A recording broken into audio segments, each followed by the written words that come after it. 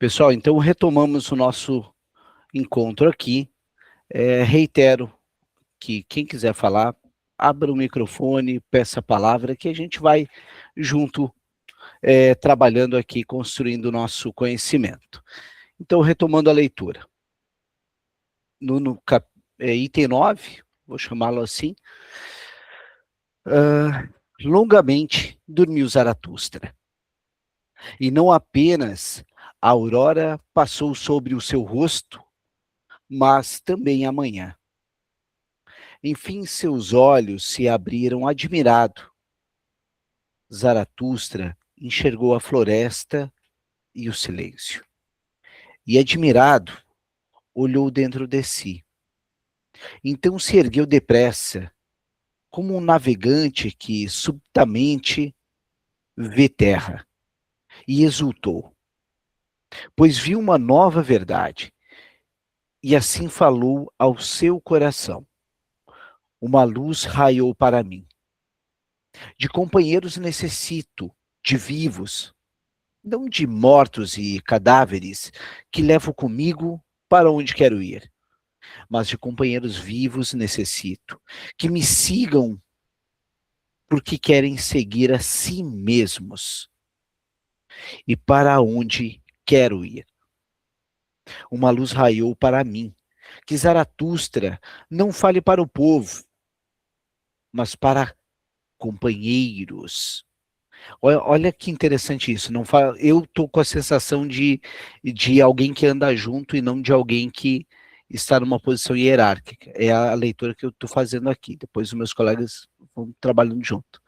Zaratustra não deve se tornar pastor e cão de rebanho para atrair muitos fora do rebanho. Vim para isso. Povo e rebanho se enfurecerão comigo.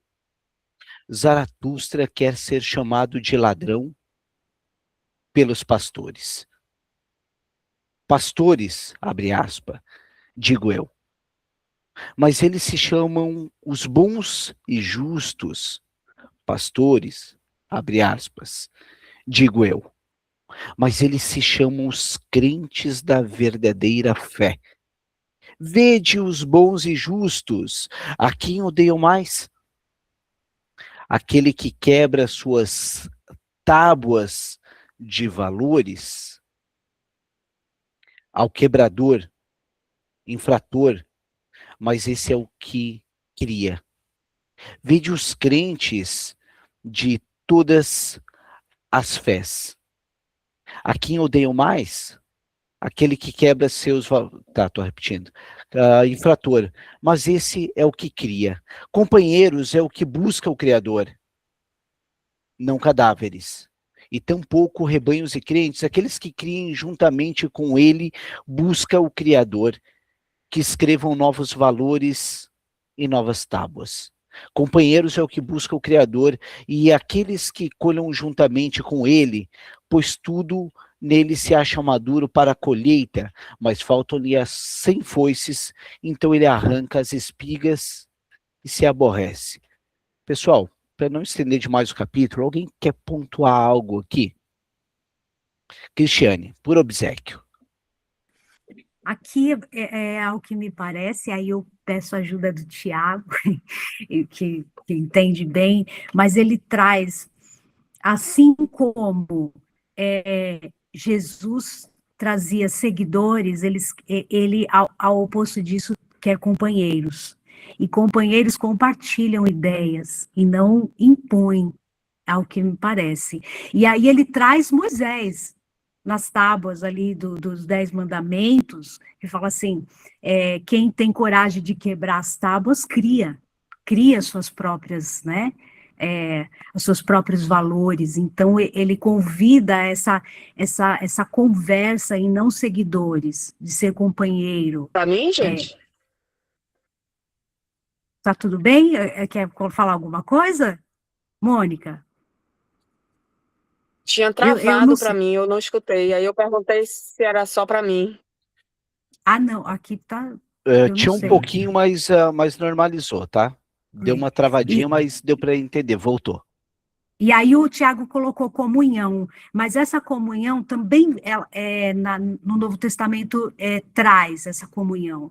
E essa comunhão é muito ditada por dogmas, mesmo no Novo Testamento. E aí ele traz essa quebra de dogmas, né? Quebra daquilo que Moisés representou no Velho Testamento, dos 10 mandamentos, não sei. Cristiane, eu acho que vale a pena a gente pensar também que companheiro, né? Vamos pensar aí na questão de compartilhar, né? É algo realmente nesse contexto de estou dividindo, né? Estou junto, estou partilhando, né? Então a ideia seria eu tenho uma sensação mais horizontal. Mônica, por favor. Talvez o que eu vá dizer aqui escandalize, tá? Mas somos psicanalistas. Peraí que meu marido me chamou aqui, eu me atrapalhei toda. O que eu queria dizer era o seguinte. Gente, me perdi mesmo. Não tem problema. Qualquer coisa a gente passa para o Tiago e depois tu retorna. Não tem problema nenhum. Lembrei, quando Nietzsche fala de dogmas, o que são dogmas? São regras? Se sim, ele seria um anarquista? Ele está dizendo não a isso? Quando ele fala de não quero rebanho, que conotação ele dá a esse rebanho frente ao que Jesus falou, que ele é um pastor e os outros são o rebanho dele, as ovelhas, né? O cuidado. Nietzsche está dizendo que não precisa desse cuidado? É só uma pergunta. Ele é anti-submissão, pelo que eu estou notando, tá? Mas eu vou passar para o Tiago, que está na ordem, e o Tiago, ele gosta muito do Nietzsche, tem um estudo bem interessante. Tiago, por obséquio. Opa, tudo bom, Tiago? Posso até ajudar a responder as perguntas da Mônica, mas antes pontuar, né, o que nessa parte ele está trazendo.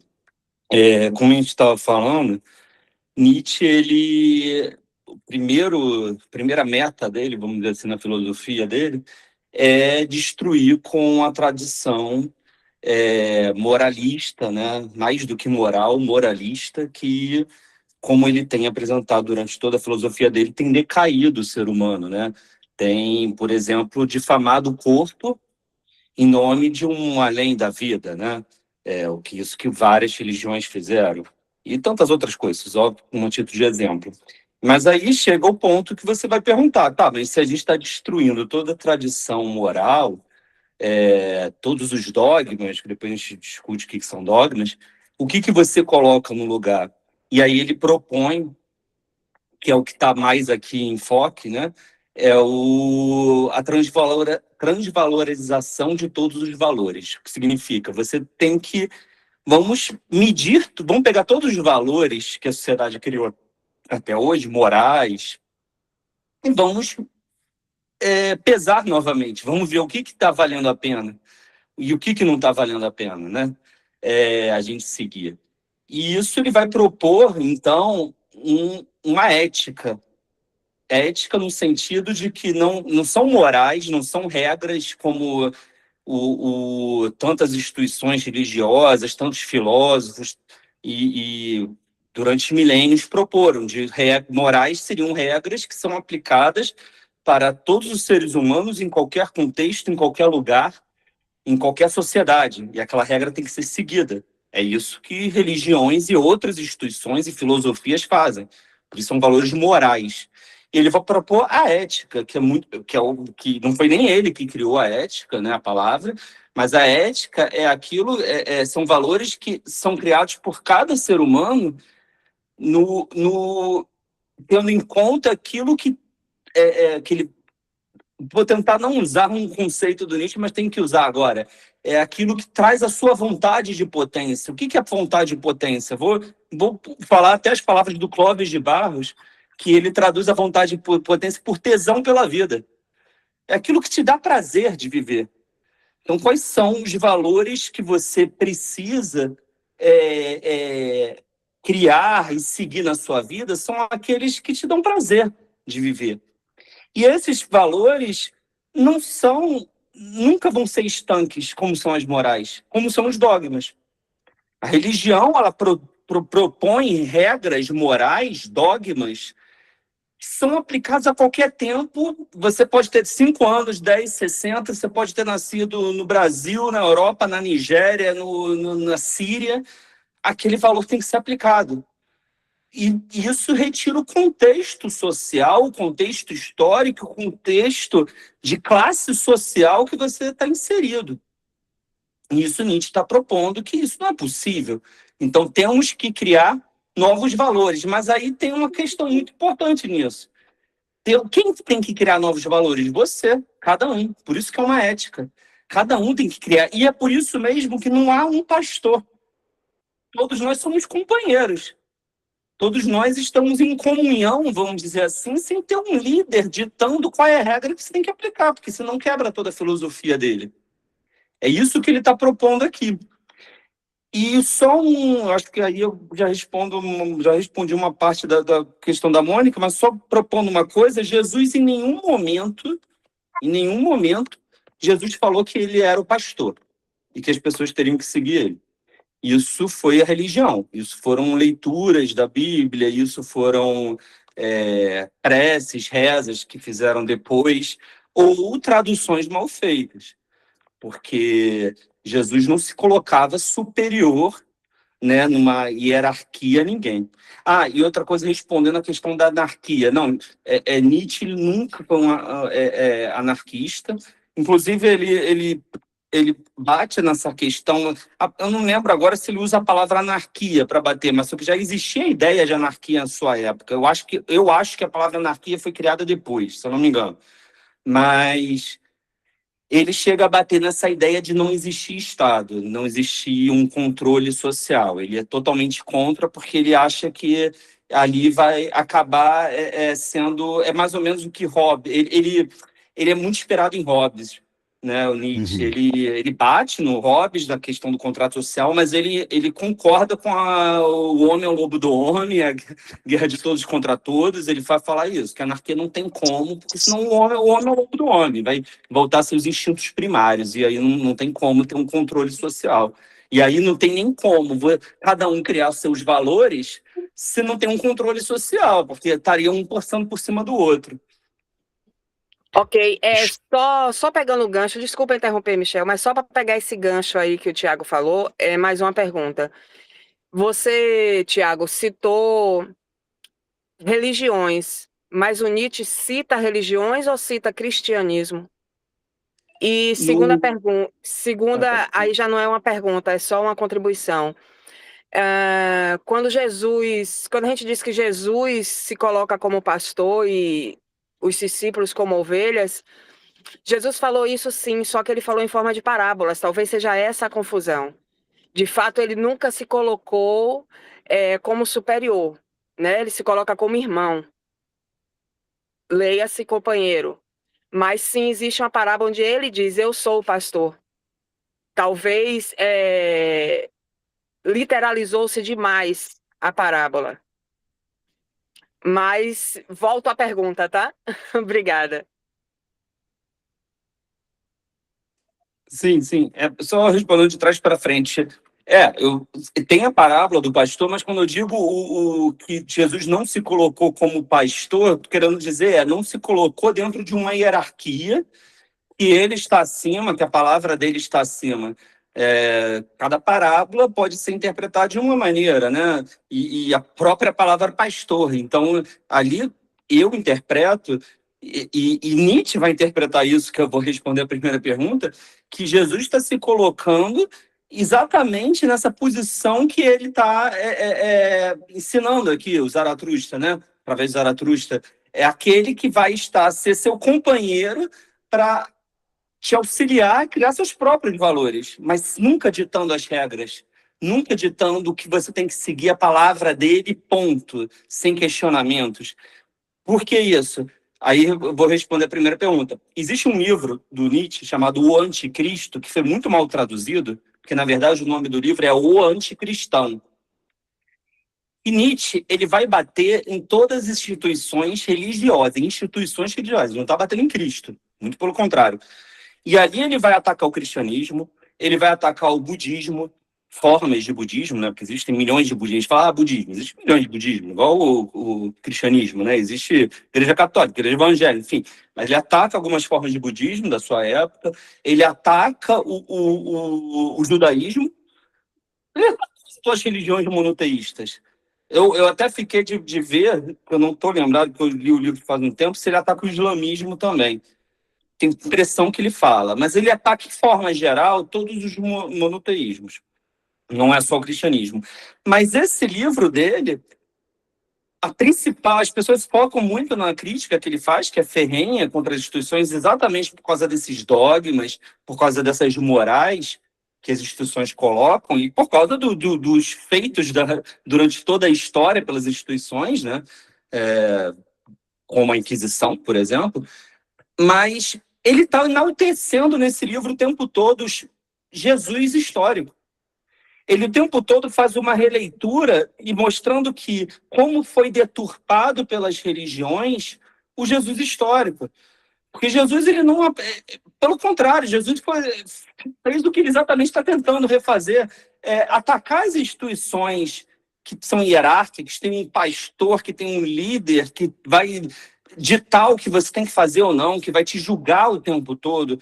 Jesus foi totalmente contra isso, ele foi contra as religiões de sua época, as instituições religiosas.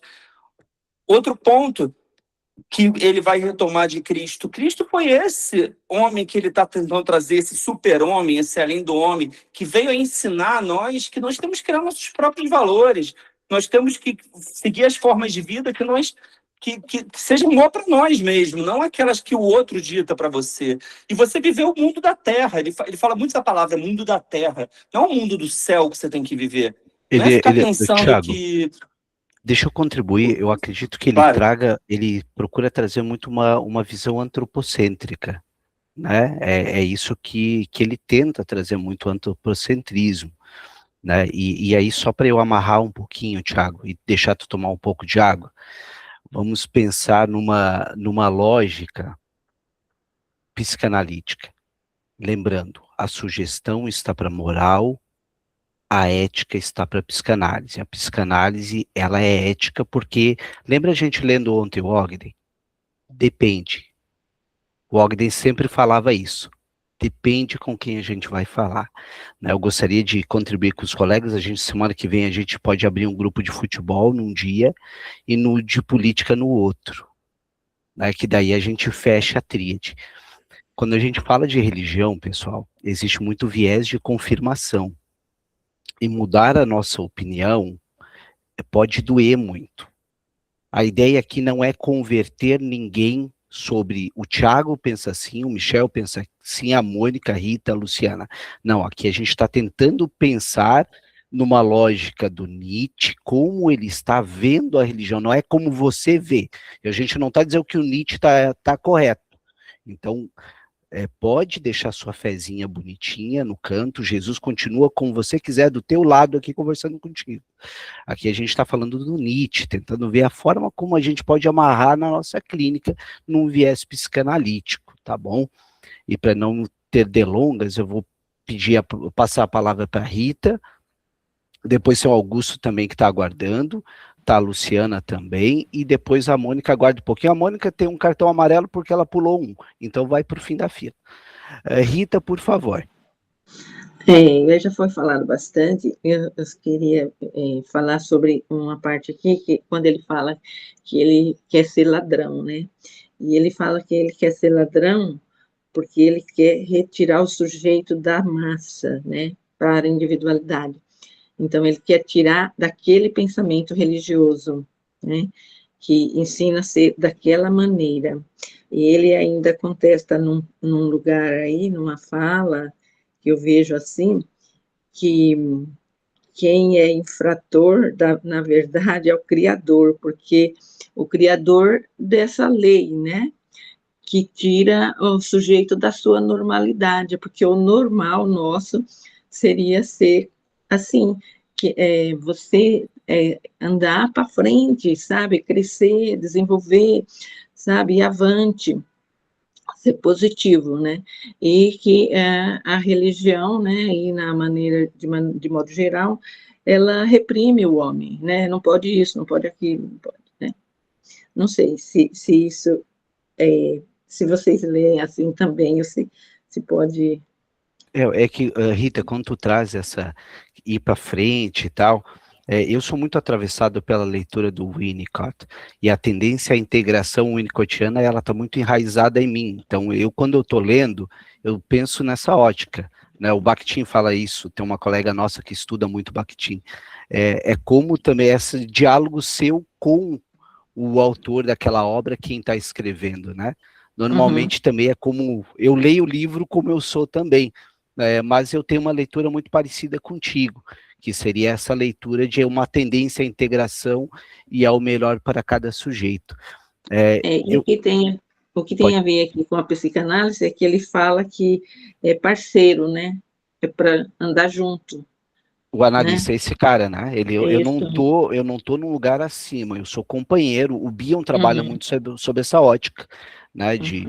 Alguns falam do companheiro, de compartilhar, de compartilha, de estar junto, trocando. Alguns falam de companhia, né? De companes, trocando Que pão. ele não é um mestre, ele não é que ele vai ensinar, ele que é os parceiros. Perfeito. Eu vou passar para a Luciana agora para a gente voltar para a leitura. Luciana, por Obrigada. favor. Obrigado, Rita. Não, só contribuir, voltando para o livro, né, essa parte exatamente que ele fala sobre o Criador, né, que o Criador procura companheiros. Então, em nenhum momento eu percebo que ele está falando daquilo que você acredita, seja Cristo, Deus ou qualquer entidade maior para a sua vida, sabe? Até porque hoje já é comprovado cientificamente o poder da espiritualidade na vida das pessoas, né? Mas a questão de como que é bom e como que é saudável andar junto, né? Que é muito o que a gente faz, Perfeito. né, em psicanálise, né? Ninguém é sozinho. O Daniel Omar Pérez, ele fala que psicanálise é feita em bando, né? Então, essa necessidade, essa coisa boa de trocar, né? Não para fazer com que todo mundo seja rebanhado na mesma crença, no mesmo jeito de pensar, mas que a gente consiga elaborar as nossas próprias questões e dali ser pessoas melhores e conseguir ser melhor também na nossa clínica. Então, eu vejo Nietzsche além da religião, né? Ele é um cara que ele vem questionar o status quo, né? E a gente pode fazer isso, né? Talvez uma questão muito contemporânea da época dele, né? A época dele isso era contemporânea, a questão das religiões, né? Hoje em dia, né? Nem tanto, hoje a gente é muito político, né? A gente fala de tantas outras questões também, e quanto a gente, né, não quer doutrinar os outros através dos nossos próprios dogmas, que é como o Tiago falou, né? Construir nossos valores. Isso também é um tanto perigoso, porque o meu olhar é diferente do olhar de cada um de vocês. Então, se eu construo os meus, o quanto isso esbarra no do outro, né? Então, a gente tem que ter os nossos quadradinhos, mas existem limites, né? O limite não é uma coisa que ele precisa ser extinguido, né? Extinto, não. Ele é necessário para o bem comum, inclusive, né? Só que isso não pode cercear a sua possibilidade de pensar, de elaborar, senão a gente não estaria nem aqui como psicanalista. Tá? Luciana, pensa da seguinte forma, né?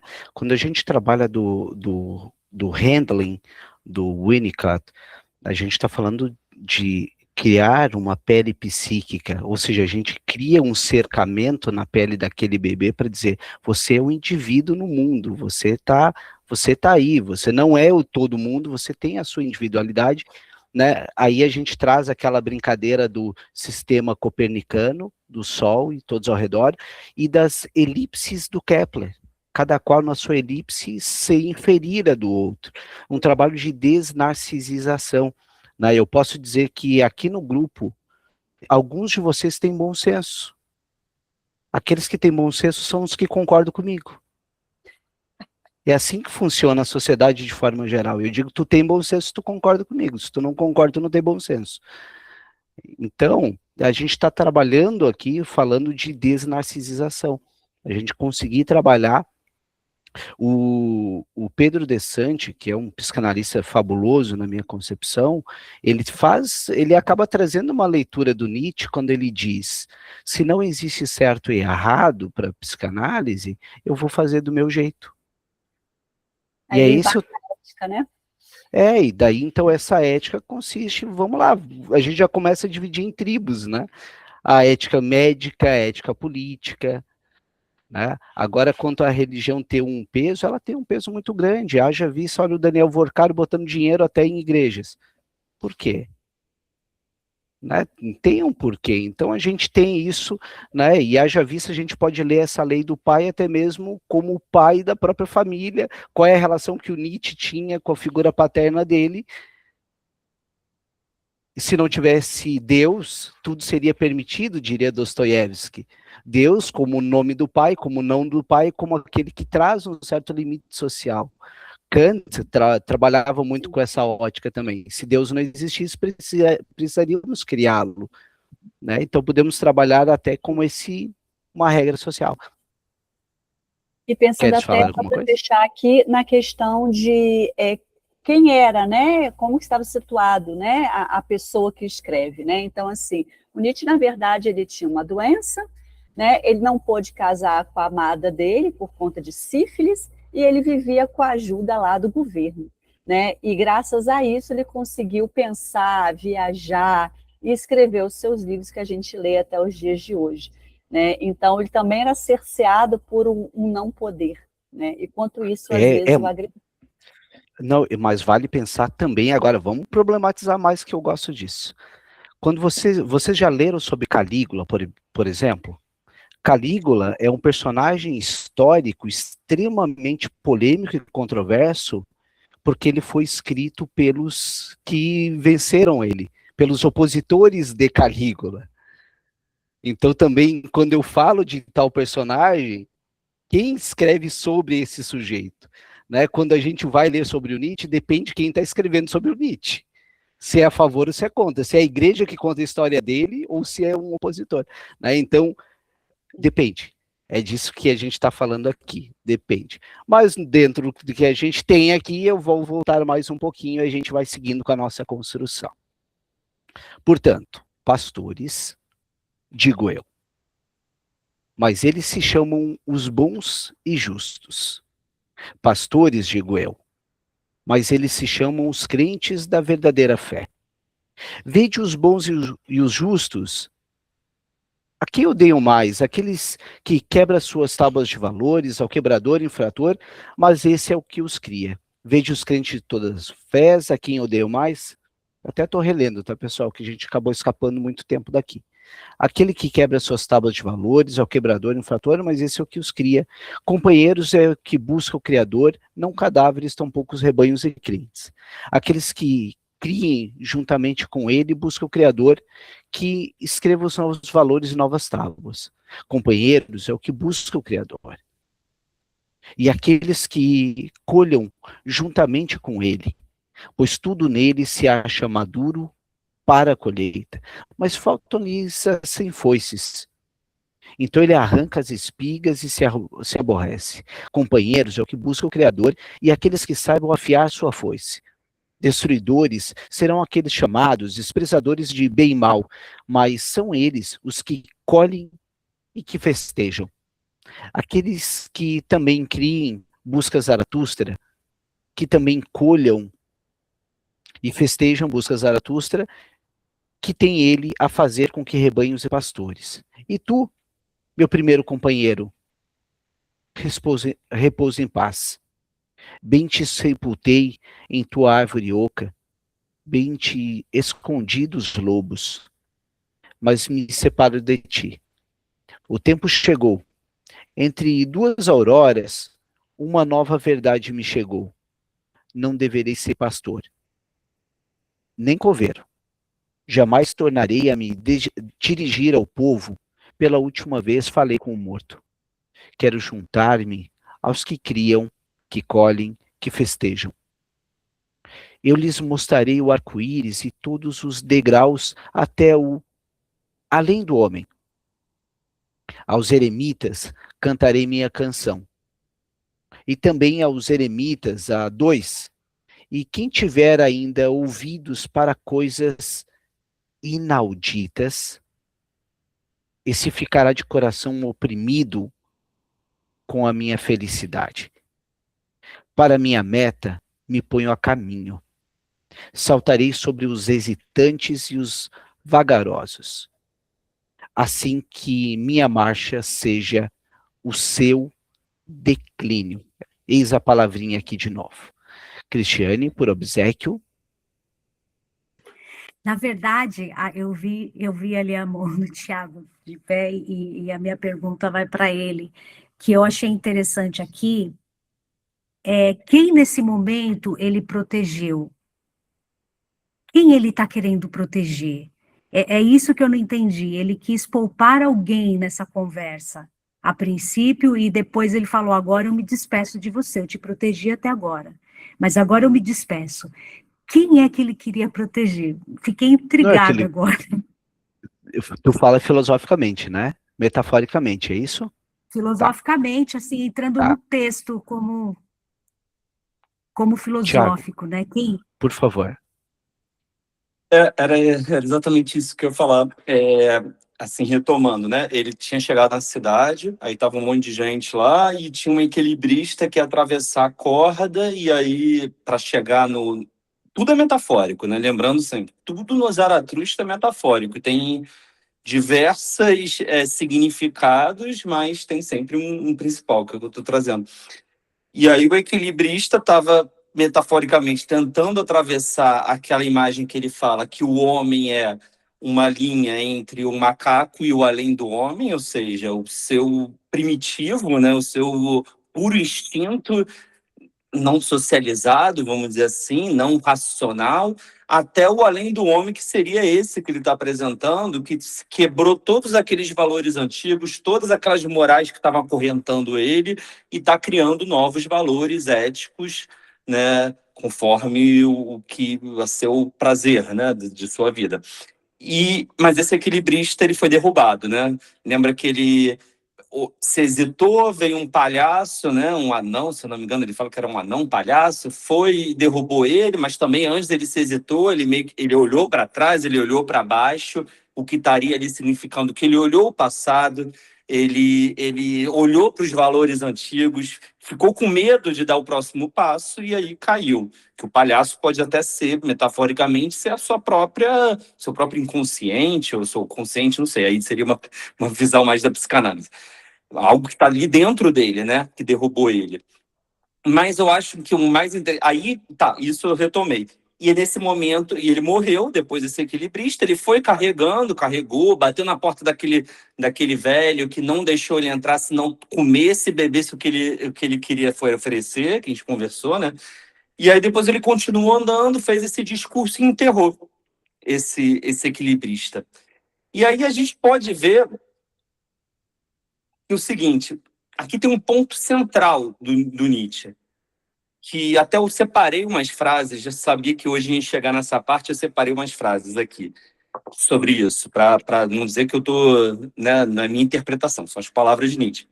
O Nietzsche ele vai trazer uma questão que dá pano para manga aí para a psicanálise, que é a questão da memória, do esquecimento. Nietzsche ele defende que chega a partir de um momento da sua vida que a gente tem que esquecer, até para quebrar os valores antigos, até para quebrar com a tradição antiga, com as morais, a gente tem que esquecer. Nada é criado, novo é criado, se você não esquecer. É necessário o esquecimento. Aí eu trouxe umas frases aqui dele. Tem uma que ele fala na genealogia da moral. Sem o esquecimento é impossível viver. A outra frase. Não poderia haver felicidade, jovialidade, esperança, orgulho presente sem o esquecimento. Isso também é na genealogia da moral. Em outro livro dele, Humano Demasiado Humano, é até irônico essa frase agora. A vantagem de ter péssima memória é divertir-se muitas vezes com as mesmas coisas boas como se fosse a primeira vez.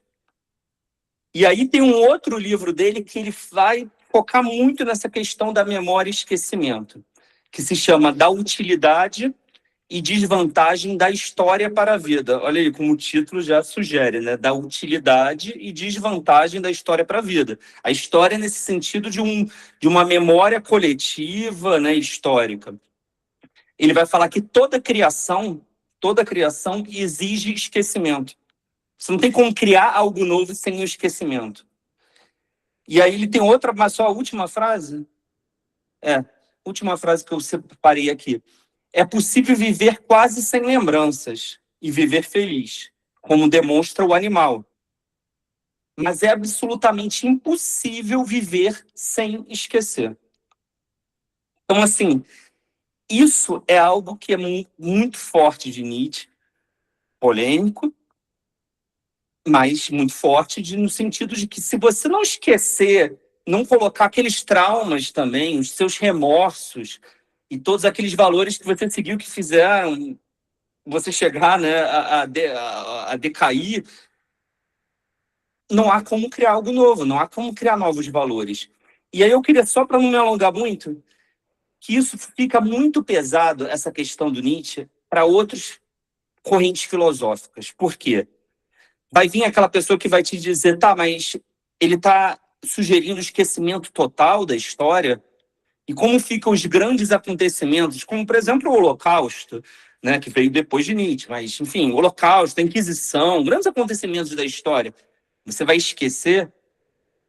Primeiro que nesse livro, a própria Nietzsche já responderia isso, que nesse livro que eu citei, porque ele fala que não é esquecer tudo, é esquecer até um certo ponto. Porque senão você não dá um passo a seguir se você está sempre vivendo o passado. E aí eu trago um outro filósofo, mais sociólogo, que é o Adorno. O Adorno, para quem não conhece, ele viveu logo depois... Ele era até um contemporâneo do Nietzsche, mas viveu mais. E ele é conhecido por ser mais marxista que o próprio Marx, né? E porque ele tenta resgatar o Marx em sua essência. Mas ele é um grande leitor de Nietzsche. E ele defende muito Nietzsche, ele defende que deturparam muito a palavra de Nietzsche naquela época, hoje já corrigiram isso, mas eu até comentei isso da outra vez. E ele tem um livro que é um ensaio, o Adorno, que fala sobre essa questão da história, da memória, do esquecimento, e ele é um grande defensor, por ser um sociólogo da memória, né? Memória coletiva, memória social, para a gente não repetir os mesmos erros do passado, né? Mas ele tem um momento que ele é totalmente nietzschiano. Ele fala nesse texto, mas olha, em outras palavras, a memória tem um certo limite. Porque se a gente ficar o tempo todo revirando, puxando, indo até os últimos, né, os últimos acontecimentos e revirar aquilo, a gente nunca vai conseguir dar um passo, né, vamos dizer, para o progresso. Né? Ele vai ter essas palavras de progresso, coisa que Nietzsche não usa, mas não vai ter um passo para nem um passo para não repetir mais o passado, porque vai trazer aí não só os traumas vão trazer, mas vai trazer a sede de vingança. Se você remexer muito no passado, vai trazer a sede de vingança, não tem como. Então ele está aqui totalmente nietzschiano, Adorno. Perfeito. Tiago, muito legal, e eu acho que dá para fazer uma amarração fantástica com a psicanálise nesse aspecto. Eu só vou ler o Tiago e a Rejane e eu vou fazer as minhas pontuações tentando amarrar com a psicanálise. O Tiago, pelo que consegui acompanhar até aqui com vocês, na minha percepção, este livro é um manual sobre o processo, como chamo, da depressão. A Rejane colocou companheiros que sigam a si mesmo. Isso lembra Lacan perguntando, você vive o seu desejo ou o desejo do outro? Os dois criticam vidas excessivamente adaptadas, o que aí eu trago para a nossa conversa de novo, meu querido Winnicott. Mas agora vamos dar uma flertadinha com a psicanálise aqui. Vamos lembrar que quando a gente fala de recalque, a gente está falando de um processo automático. E vamos pensar talvez numa ótica sobre eu lembro para eu poder esquecer. Eu lembro aquilo para que eu possa esquecer. Não é eu deixar que um processo de recalque jogue para baixo do tapete e eu não saiba, porque se eu toco naquele assunto, eu controlo ele. Mas se eu não toco nele no sentido de ignorá-lo, ele me controla. Então, quando eu relembro, eu lembro para que eu possa esquecer daquele processo. Então, na minha leitura, isso casa perfeitamente com a leitura do Nietzsche. Eu não estou negligenciando, muito pelo contrário, eu estou lembrando para que eu possa esquecer. Eu posso pegar esse corpo, eu olho o corpo e digo, agora eu te abandono. Aí eu sei o que tu fez comigo, o que tu veio até aqui. Rita, por obséquio. E uma pergunta aí para o Tiago sobre o esquecimento, né? Esquecer não é apagar, né? A ciência é um exemplo vivo disso, né? Ela tem evoluído e tem deixado coisas para trás, mas a gente lembra as coisas que eram feitas, como eram feitas, né? Então, o nível de esquecimento não é um apagamento, mas eu já esqueci isso aí, não faço mais assim, né? Mais ou menos isso, não é? Pergunta. É exatamente isso, e é exatamente o que o Michel falou, né, amarrando com a psicanálise, que não é você apagar o que Nietzsche está trazendo, que o esquecimento, ele tem vários aforismos dele, eu não lembro se no Zaratustra, mas que ele fala assim, não se deve ficar ruminando o tempo todo o passado. Ruminando, né, porque ruminando que a vaca faz, né? Ficar ruminando ali, ficar aquela coisa, ficar mastigando o tempo todo, aquele negócio, não engole nunca. É você não ficar voltando o tempo todo no passado, é você não ficar remexendo em cada memóriazinha. E aí vai de encontro com tudo que o Michel disse, porque se você fica, o que o Nietzsche está dizendo se você fica o tempo todo voltando ao passado, ruminando aquilo, isso só vai trazer trauma, remorso, mágoas e vingança. Você nunca vai poder. Aí aquilo fala, você nunca vai poder criar algo novo. Finge que aquilo não aconteceu por um tempo, só para criar algo novo, sabe? Não é o apagar da memória. Perfeito. Rita, o seu microfone estava fechado, tá, Rita?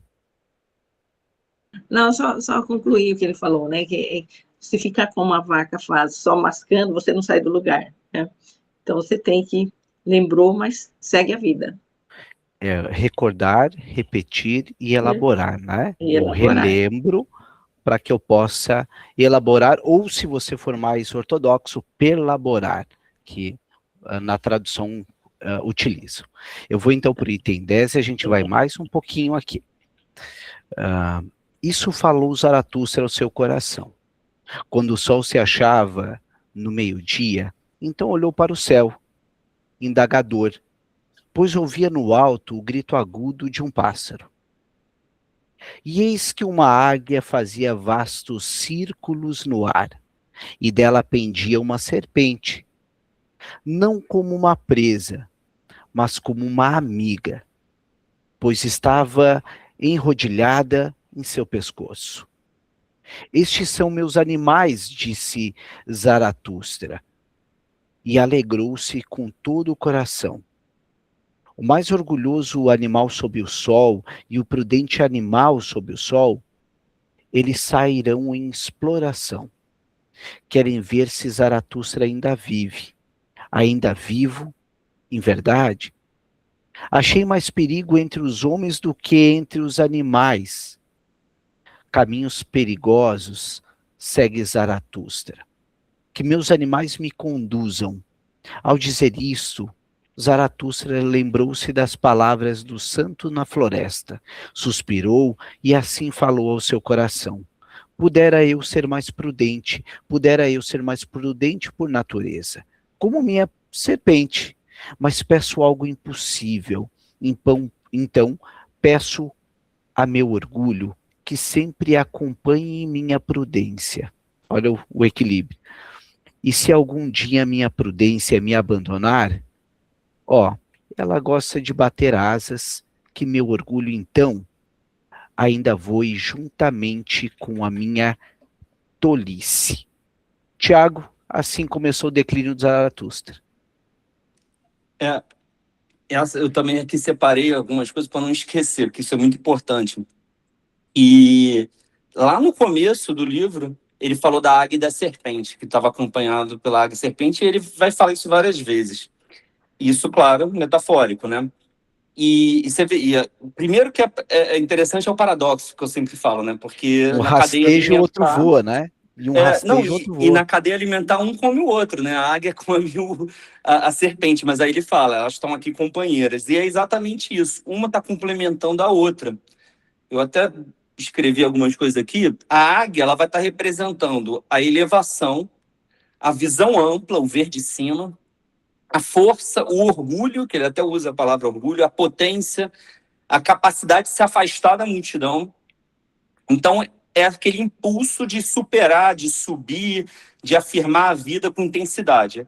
E aí ele é complementado pela serpente, que a serpente ela vai significar a profundidade, a sabedoria, o ciclo, que tem o conceito dele do eterno retorno, né? Então, a serpente, ela representa esse O ciclo. Ouroboros, né? Sim. E então seria a sabedoria, a astúcia, a ligação com a terra. A águia está no cima. Olha como um complementa o outro. A serpente está na terra. Ela não vai para o alto, ela se aprofunda. A transformação, o trocar da pele. E a circularidade, né? Como disse, o eco do eterno retorno. Então, olha que imagem simbólica e forte, né? Ele está acompanhado de dois animais. E ele brinca, né? Eu tô menos perigo entre os animais do que entre os homens. E um complementa o outro, mas nunca esquecendo o paradoxo. Porque na cadeia alimentar, um come o outro. Mas aqui estão se complementando. E aí você falou a palavra que é o que eu não sei se eu já falei, do Nietzsche. Muitos acham que Nietzsche é radical. Sim, quando ele critica algo, ele é extremamente radical, porque ele quer aquilo que eu falei, que vai entrar daqui a pouco, né? Das três metamorfoses: o camelo, o leão, que destrói, e depois a criança. Então, tem momentos que Nietzsche é o leão, ele vai destruir, então ele tem que ser radical. Mas toda a filosofia de Nietzsche, só para concluir, é a busca pelo equilíbrio. É buscar pelo equilíbrio das coisas. Então, e aqui está um símbolo muito forte disso. A serpente e a águia é o equilíbrio, uma complementando a outra. Perfeito. E aí, olha só, a gente pode ver o quanto que ele acaba bebendo também em outras religiões, porque não há uma crítica quanto à religião está errado, mas quanto ao dogmatismo. Se a gente pegar no hinduísmo, Brahma, Shiva e Vishnu, uma é a manutenção, outra é a criação e outra é a destruição. Né? Então, quer dizer, há uma influência do orientalismo na leitura dele também. Eu vou para. Quem é que pediu a palavra primeiro? Posso só complementar isso, Michel? Por só para não favor. perder um segundo. Nietzsche, ele começou a estudar filosofia por Schopenhauer. E Schopenhauer é muito influenciado nas religiões orientais, e por isso influenciou muito Nietzsche. Nietzsche só criticou a questão do budismo, que é monoteísta e vem a questão do dogma e tal. Ele não criticou as religiões politeístas, né? E, então, enfim, é isso. Nada mais justo para alguém que tem um pensamento muito plural, né? Augusto, por obséquio. Deixa eu liberar aqui para não ficar falando em libras.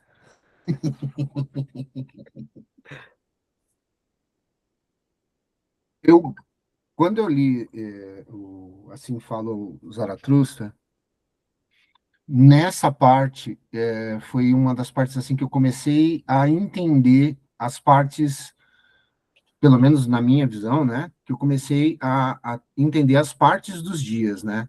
Quando ele fala do sol ao meio-dia, eu adorei essa parte.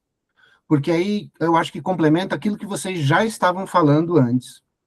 Quando você fala do sol ao meio-dia, é o sol que não projeta sombra. Não tem sombra para trás, não tem sombra para frente, não tem passado, não tem futuro. Quando a gente fala do meio-dia, a gente está falando de muita coisa que Nietzsche vai abordar lá na frente, do amor fati, que é o viver o presente, que é o viver sem a dor, sem a memória de coisas que vão te estancar, né? Completando aí, ou falando a mesma coisa que o Tiago já falou. Mas nessa parte do meio-dia, foi a hora que eu olhei e voltei. Falei, não, peraí. Ele estava no entardecer, depois ele passou pela noite, olhando o passado inteiro dele. Depois ele passa pela manhã, onde ele começa a projetar o futuro e entender o que ele não quer, porque amanhã o sol está projetando a sombra dele para frente. E aí ele começa a dizer, olha, isso aqui não dá, eu não posso mais carregar o morto, não dá para ficar, ele sepulta, ele abre mão de carregar um cadáver, ele abre mão, né? E aí ele começa a dizer, eu quero companheiros, ele começa a projetar. Quando o sol chega ao meio-dia, ele olha para a arrogância dele, né? Que na versão que eu tenho, ele fala que a águia é o animal mais arrogante sob o sol, e a serpente é o animal mais astuto. Então ele atribui à serpente a sabedoria dele, ele pede, né, para que elas andam juntos, para que quando ele for arrogante, a sabedoria dele, a serpente dele, possa falar também, falar, ó, não faz isso. Porque foi perigoso você fazer isso. Né? Então, quando ele quiser voar muito alto, quando ele quiser ser arrogante, que a serpente segure. Que se isso não acontecer, então ele está olhando para o dia, ele está olhando para o presente. É muito legal essa parte, porque assim, quando a gente pega outras literaturas de Nietzsche, o Tiago pode aprofundar nisso se ele achar interessante, ou até mesmo nesse livro, quando ele chega no Amor Fati, ele está falando, vivam o presente, vivam o agora, parem de ficar, né? Então, essa parte, para mim, quando eu cheguei, eu falei, peraí, é Nietzsche escrevendo. Então, por que ele está se apegando tanto às fases do dia? Por que ele está se apegando tanto ao sol? Aí eu fui olhar para trás, aí volta, e anda, e volta, e vai. E aí eu devo confessar que quem abriu a minha mente foi um outro colega que é filósofo, que estudou filosofia, e ele falou, Augusto. E aí ele começou a falar da sombra. E aí eu fui captando. Não sei se faz sentido para vocês, mas eu acho que esse 10 é o fechamento mesmo de tudo que vocês vêm discutindo. Augusto, até contribuindo, né? É uma filosofia que eu tenho, e eu cito com bastante, mas obviamente não fui eu que criei, não seria tão brilhante esse ponto, mas eu sempre mencionei que esse grupo tem a proposta de trabalhar ao meio-dia, para ninguém fazer sombra para os outros. Eu falo isso sempre. Sou testemunha. Obrigado, Augusto. Eu trago essa filosofia de uma escola que eu faço parte há muitos anos, e nós temos essa filosofia. Que obviamente ela é um pouco anterior ao Nietzsche, então provavelmente o Nietzsche talvez tenha flertado com essa escola que eu estudo, mas é muito legal essa analogia que tu vai fazendo, e a gente vai buscando agora a psicanálise aqui, trazendo o Bion, sobre a experiência do viver em ó, né? E lembrando sempre o que o Bion fala, que ao entrar numa análise, sem memória, sem desejo, e sem compreensão, no sentido de entra ali para, vamos ver o que acontece, de estar no momento ali presente. E aí a gente vê que esses autores da psicanálise bebem, e não bebem pouco, no Nietzsche. Por favor, Augusto. Não, e quando você fala sem memória, sem desejo, né? Eu só lembrando aí, lembrei da gente falando, né, que quando Nietzsche fala que se você não esquecer, você não consegue projetar, você não consegue ir para frente. Sempre que eu vejo isso ligado a Nietzsche, eu falo assim, eu fico imaginando que Freud, ele fala que ele evitou ler Nietzsche, né?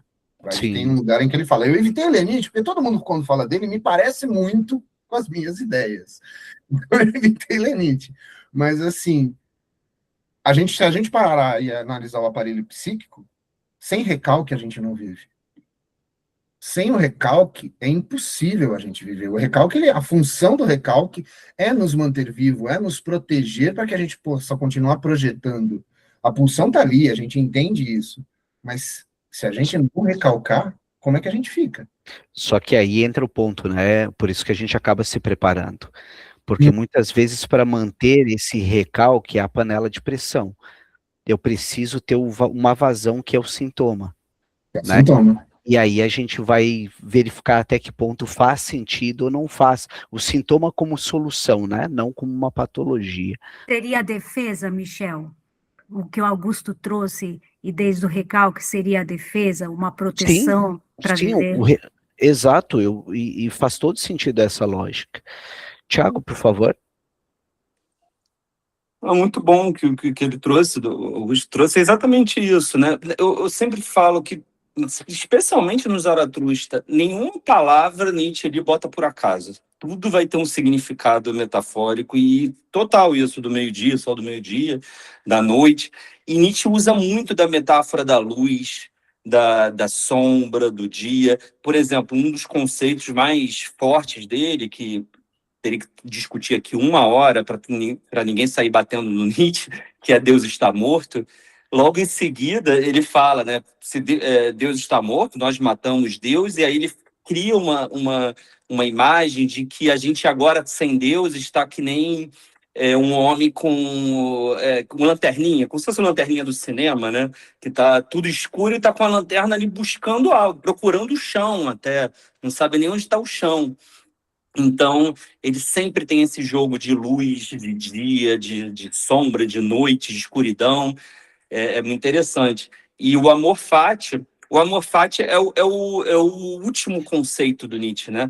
O conceito que ele vai fechar a filosofia dele, porque ele vai criar todos esses conceitos que a gente está falando aqui.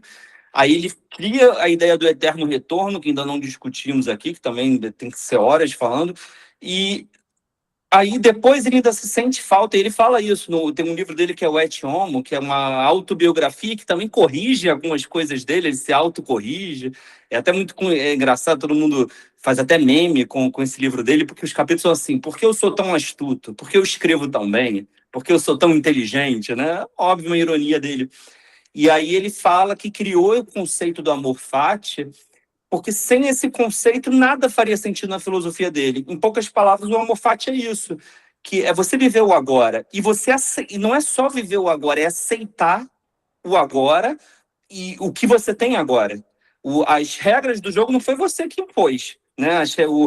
Onde você nasceu, quanto você tem dinheiro no banco, quem foi seu pai, quem é sua mãe.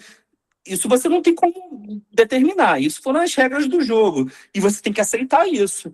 Porque se você não aceitar isso, você não tem como criar algo. Você vai ficar só lamentando. Mas por que eu não nasci filho do Bill Gates? Por que eu não nasci num país de primeiro mundo e não aqui? Então, o amor fati, que traduzindo muito mal, mas é o que traduz, é amor pelo destino, na verdade é um amor pela vida, a vida como ela é. E tem que aceitar todas as dores, senão você não tem como criar algo novo. É para superar a dor. Esse é o amor fati. Perfeito. Né? Diga-se de passagem que quando fala fati, eu lembro do fate, que provavelmente deve ser destino. Né? Mas aqui, para a gente finalizando, lembre só da questão ali que ele fala da serpente, da águia, e vamos pensar psiquicamente como é importante um símbolo para dar contorno a uma ideia, né? A gente viu ontem quando falávamos sobre medo e quando falávamos sobre a angústia. Né? A angústia não tem um símbolo, o medo eu já começo a encontrar um objeto, né? O símbolo, o quanto que ele é importante para o ser humano. Pessoal, obrigado pela parceria de todos. Thiago, obrigado pelo teu comprometimento na parte dos estudos, eu não conseguiria fazer melhor, impossível. A Cristiane também pela colaboração, o Augusto também pelas pontuações, Rita também obrigado, a Mônica que estava aqui, o pessoal que escreveu ali, a Elisiane, o Diego, o Thiago Camargo também. Pessoal, então, até a semana que vem, o pessoal que está na turma de supervisão, encontro para vocês no final do corredor, então. Até daqui a pouco. Tchau, tchau. Tchau.